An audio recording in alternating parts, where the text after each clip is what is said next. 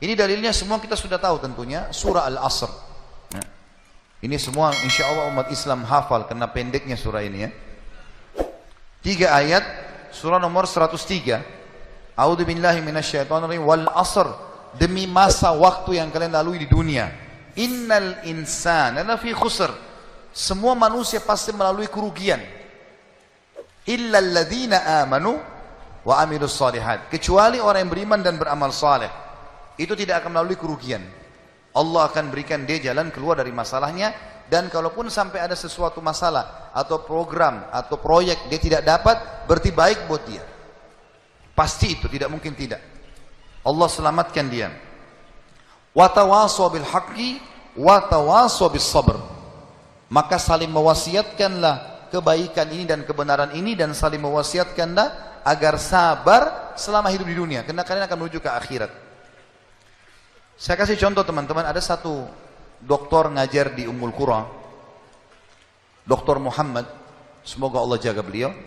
Saya pernah mendengarkan salah satu kaset ceramahnya luar biasa gitu. Dia kasih contoh, dia bilang ada seseorang, jazakallah khair, ada seseorang di Saudi, teman dia, salehnya luar biasa ibadahnya. Dia bilang, sholat malamnya gak kehilangan, sholat 5 waktu selalu on time, selalu menjaga istiqomah di jalan Allah, halal-halal, haram-haram. Satu waktu dia lamar seorang wanita dan diterima lamarannya. Pada saat sudah mau menikah, gitu kan, kurang lebih ditentukan jadwal, kalau saya tidak salah itu 3 bulan dari waktu itu akan menikah. 2 bulan atau 1 bulan sebelum pernikahan, tiba-tiba perempuan ini batalin pernikahan. Tiba-tiba batal pernikahan, nggak jadi nikah. Laki-laki ini bertanya kepada calon mertuanya, ada apa? Saya juga nggak tahu. Ditanya perempuan ini oleh orang tuanya, kenapa nak? Malu keluarga? Enggak, pokoknya saya nggak mau nikah sama laki-laki ini. Bersikeras si perempuan tidak mau nikah. Kata Dr. Muhammad, dia bilang, saya setiap kali ketemu sama teman saya ini, teman saya selalu berdoa. Saya dengar doanya, ya Allah kembalikan wanita ini pada saya suka sama dia. Luar biasa merengeknya sama Allah, gitu kan. Dan saya saking kesian sama dia, sampai saya mengatakan, ya Allah kabulkan buat dia. Luar biasa dia mohonnya sama Allah. Tapi uniknya kata Dr. Muhammad, enggak dikabulkan, enggak dikasih sama Allah. Sampai tiba hari H pernikahan yang ditentukan tanggalnya, perempuan ini akhirnya memang dia tunggu waktu itu, ada laki-laki lain lamar, diterima sama dia. Diterima pada saat itu. Diterima lamaran laki-laki baru. Waktu sudah menikah sama laki-laki itu, si orang soleh ini, temannya Dr. Muhammad, berhenti berdoa. Ya selesai, jadi istrinya orang, nggak boleh kita doa lagi kan. Maka Dr. Muhammad mengatakan, saya justru bertanya-tanya pada saat itu, di mana bentuk kasih sayangnya Allah kepada teman saya? Dia sudah soleh, janji Allah baik, mestinya dia dapat yang dia mau. Kenapa di sini luput? Nah ini yang saya bilang di poin ke-11, Allah selamatkan dari kerugian dan bahaya. Ternyata dia bilang, justru setelah perempuan itu nikah sama laki-laki yang jadi suaminya sekarang, saya baru tahu bentuk kasih sayangnya Allah pada teman saya. Karena ternyata baru sebulan menikah, perempuan ini periksa ke dokter, dia punya sakit di dada sebelah kanannya, maaf di payudara sebelah kanan. Dokter memvonis kena kanker payudara yang kronis, harus dipotong. Sebulan menikah, payudara kanannya dipotong. Bulan kedua, kanker itu sudah menyebar ke payudara kiri dan dipotong dua-duanya dalam 2 bulan pernikahan. Bulan ketiga, ini kejadian nyata. Bulan ketiga, ternyata perempuan ini punya masalah di urat saraf di bagian otak belakangnya, sehingga membuat kedua matanya buta. Dan bulan keempat, wanita ini meninggal dunia. Kata dia, Dr. Muhammad bilang, subhanallah, kalau teman saya yang jadi suami dia, maka dia tidak akan menikmati pernikahan. Tapi Allah selamatkan dia dengan caranya. Jadi kadang-kadang ada yang luput dari kita. Kita sudah mohon sama Allah, Allah belum kasih. Kalau Allah tidak kasih, teman-teman, yakin itu baik buat kita. Jangan sangka buruk sama Allah. Sebaliknya, kalau kita minta sesuatu yang besar kepada Allah, tidak ada yang mustahil. Yang penting kita merengek dan manja kepada Allah. Dalam kisah yang lain di Yaman, dan ini sempat kisahnya menghebohkan Timur Tengah, anak muda hafal Quran, matanya buta. Anak ini dari kecil tidak pernah sekolah, dia ditinggal di rumah, tapi orang tuanya panggilkan guru ngaji, dia hafal Quran. Satu waktu umurnya waktu mencapai sekitar 25 tahun, dia berpikir untuk menikah, punya perasaan fitrah manusia, walaupun dia tidak melihat, dia ingin menikah. Setiap kali dia bicara sama ayahnya masalah pernikahan, ayahnya bilang, nak, siapa yang mau menikah sama kamu? Nggak ada kerjaan, matamu buta, gitu kan? Kalau misalnya ada orang yang simpatik, baru kita bukain pintu itu. Anaknya selalu merasa terpukul. Apa yang terjadi? Dia berdoa sama Allah. Dalam kisah ini dikatakan, dia cerita tentang dirinya, dia bilang, saya berdoa selama sebulan. Sebulan penuh berdoa. Mohon-mohon sama Allah. Kasih ya Allah, nikahkan saya. Dan doanya begini, ya Allah, karuniakan saya wanita yang paling cantik di Yaman, yang paling pintar, yang paling kaya. Begitu doanya. Saya sengaja datangkan contoh pernikahan supaya tidak ngantuk ini. Langsung melotot matanya laki-laki di sini. Tapi memang kisah nyata terjadi seperti itu.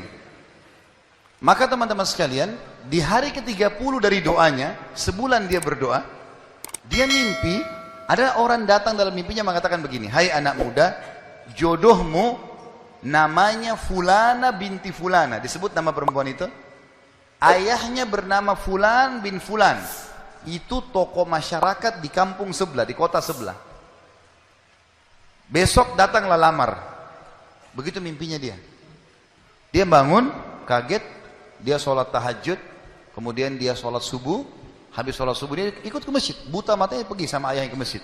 Pulang dari sholat subuh dia bilang sama ayahnya, ayah, ada enggak kota di sebelah kita ini namanya kota ini? Kata ayahnya, ada. Ada enggak orang namanya Fulan bin Fulan, tokoh di situ? Kata ayahnya, ada. Ini dalam mimpi disebut ini. Dia enggak tahu kota itu, dia enggak tahu orang itu. Kata ayahnya, ada. Itu tokoh masyarakat terkenal di sana, orang kaya raya. Ada enggak anaknya namanya Fulana binti Fulana? Kata ayahnya, ada. Kata dia, lamarin buat saya, ayah. Kata ayahnya, apa kau sadar yang kau ucapin? Perempuan ini terkenal karena cantiknya, kayahnya, pintarnya. Laki-laki kalau datang ditolak-tolakin sama dia. Kamu gak ada sekolah, buta mata, kita juga orang pas-pasan. Dia bilang, ayah, saya mimpi begini. Dari mana saya tahu nama kota itu? Saya gak pernah tahu. Dari mana saya tahu namanya, nama anaknya? Ini mimpi, suruh saya lamar hari ini. Ayah bilang, baiklah kalau gitu, kita coba. Tapi pertaruhkan nama keluarga ini. Bisa diterima, bisa ditolak. Dia bilang, pergilah ke sana. Disambut, diterima oleh orang itu. Subhanallah, ini kisah nyata ya, menghebohkan Timur Tengah kisah ini. Luar biasa. Maka pada saat itu masuk ke dalam rumah, disambut dan segala macam. Tuan rumahnya tanya, iya ada keperluan apa? Dia bilang, ini anak saya buta matanya tapi hafal Quran. Disebutkanlah kebaikan-kebaikannya. Entah kenapa dia minta melamar anak anda karena dia mimpi semalam. Anehnya si calon ayahnya si perempuan ini langsung bilang, saya terima lamarannya. Tiba-tiba kisah nyata begitu. Yang ayahnya si laki-laki bilang, kenapa anda spontan terima? Dia bilang, karena saya juga mimpi tadi malam. Loh, kisah nyata. Dia bilang, saya juga mimpi tadi malam, kalau hari ini akan datang anak mantu saya, namanya nama anakmu ini. Cirinya dia. Matanya buta, hafal Quran, dari kampung sebelah kota kamu. Begitu mimpinya, luar biasa nih. Maka dia bilang, ayahnya bilang, tapi saya tidak tahu. Ini kan pagi-pagi tadi habis sholat subuh, siap-siap datang. Dia bilang, saya belum, kata ayahnya perempuan ini, saya belum tanya anak saya. Tergantung, anak saya terima ya sudah, kalau enggak ya enggak. Kata mereka, baiklah. Masuklah si ayah ke kamar anak perempuannya. Ini ayahnya ini sudah biasa, begitu ditanya, nak ada yang minta, saya enggak mau. Sudah biasa, nolak. Kata dia, nak, dari kampung sebelah, kota ini, kampung ini ada si fulan, matanya buta, mau melamar kamu. Anak perempuan itu bilang apa? Ayah nikahkan saya. Terima lamarannya. Kata ayahnya, bagaimana? Kau belum lihat orangnya? Dia bilang, tadi malam saya mimpi. Kisah nyata loh. Si perempuan itu mimpi. Mengatakan akan datang jodohmu besok, namanya Fulana bin Fulan, dari negeri kota sebelah, buta matanya, hafal Quran, terima lamarannya. Karena itu suami terbaik. Menikah gara-gara itu. Makanya sahabat dalam berdoa.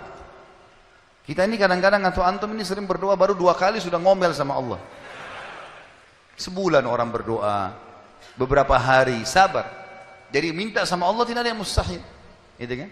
Satu sisi yang lain, kalau kita sudah minta Allah belum kasih, berarti bukan Allah benci sama kita. Justru Allah mau selamatkan kita sebagaimana kisah tadi, wanita yang buta itu.